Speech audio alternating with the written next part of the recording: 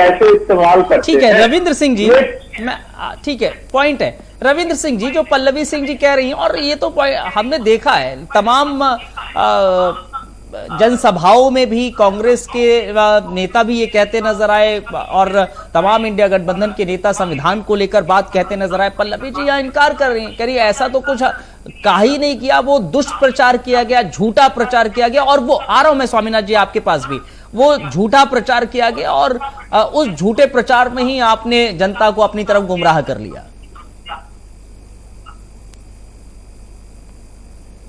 उससे ज्यादा एहतियात है, क्योंकि सरकार के किसी भी निर्णय का जो असर होता है सीधे जनता पे पड़ता है।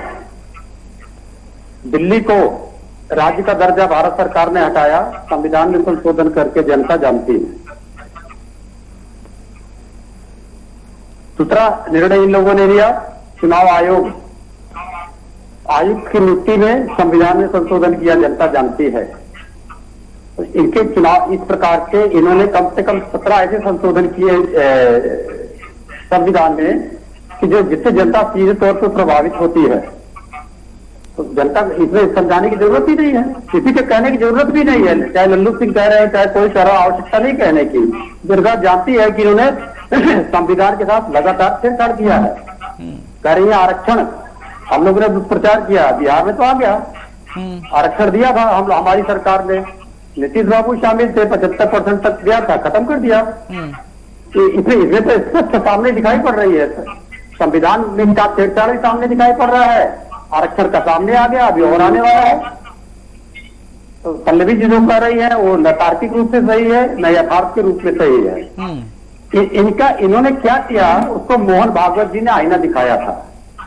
मोहन भागवत जी ने बार बार कहा कि ये अहंकारी हो गए थे और लोकतांत्रिक चुनाव को ये युद्ध मानने लग गए थे, मर्यादा का उल्लंघन कर रहे थे, शिष्टाचार का उल्लंघन कर रहे थे। मणिपुर की ओर इंगित करके उन्होंने महिला सुरक्षा और आंतरिक सुरक्षा पे इंगित किया।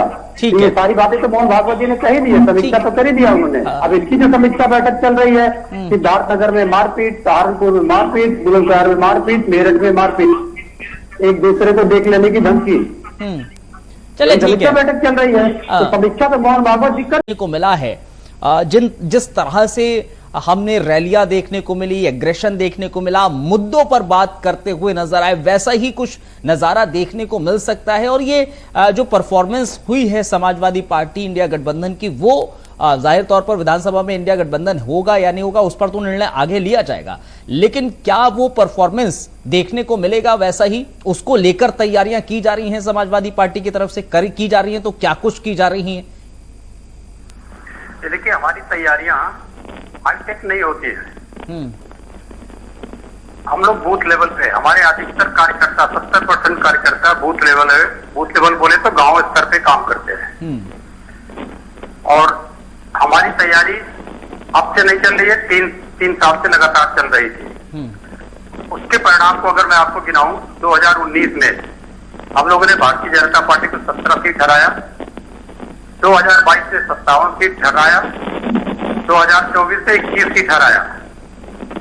ये हमारे नेतृत्व आदरणीय अखिलेश जी, हमारे जनप्रतिनिधिगण और हमारे कार्यकर्ताओं का लगातार सतत मेहनत था, जबकि हमारे ऊपर बहुत अत्याचार किया गया। फिर भी हम ये परिणाम आए और ये सतत प्रयास हमारा जारी है। जो हमने अपने जनता से वायदे किए थे, जातिवार जनगणना की यथावत है, पुरानी पेंशन बहाली की यथावत है, किसानों को एमएसपी की गारंटी यथावत है, किसानों के कृषि संबंधी कर्ज माफ करने की वादा ऐसा ही रहेगा। मुफ्त सिंचाई देते थे, मुफ्त सिंचाई देंगे, किसान आयोग का गठन करेंगे, भूमिहीन और सीमांत किसानों को पेंशन देंगे। 2 साल के अंदर विधानसभा में 33% आरक्षण को लेके आएंगे, जो कि इन लोगों ने आभासी बना रखा है। सरकारी नौकरियों में महिलाओं को 33% आरक्षण देंगे, मुफ्त गेहूं में राशन की जगह आटा देंगे और आटा के साथ चाटा देंगे। ये सारी बातें लेके हमारे कार्यकर्ता जनता के बीच में